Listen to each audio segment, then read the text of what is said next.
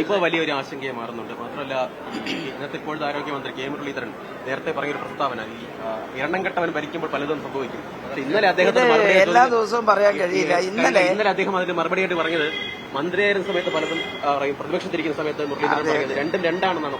നമ്മൾ എപ്പോഴും പറയുമ്പോൾ ആധികാരികമായിട്ട് പറയണം, പ്രതിപക്ഷത്തായാലും ഭരണപക്ഷത്തായാലും.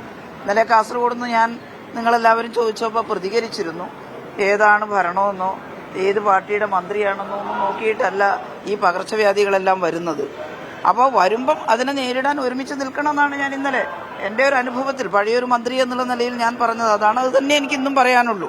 അതുകൊണ്ട് നമ്മളെല്ലാം പറയുമ്പോൾ സത്യസന്ധമായും ശാസ്ത്രീയമായിട്ടും, ഇത് ശാസ്ത്രയുഗമാണ്. അപ്പോൾ എന്താണ് ഈ കോവിഡ് വൈറസ്, എന്താണ് നിപ്പ വൈറസ്, അത് നമ്മൾ മനസ്സിലാക്കിയിട്ട് പറയണം. അതെല്ലാം ഞാൻ കഴിഞ്ഞ ദിവസം പറഞ്ഞതുകൊണ്ട് ആവർത്തിക്കുന്നില്ല. ഇതിനെ നേരിടാൻ നമുക്ക് ഒരുമിച്ച് നിന്ന് ജനങ്ങളുടെ ജീവൻ രക്ഷിക്കാൻ പരിശ്രമിക്കണമെന്ന് മാത്രമാണ് പറയാനുള്ളത്.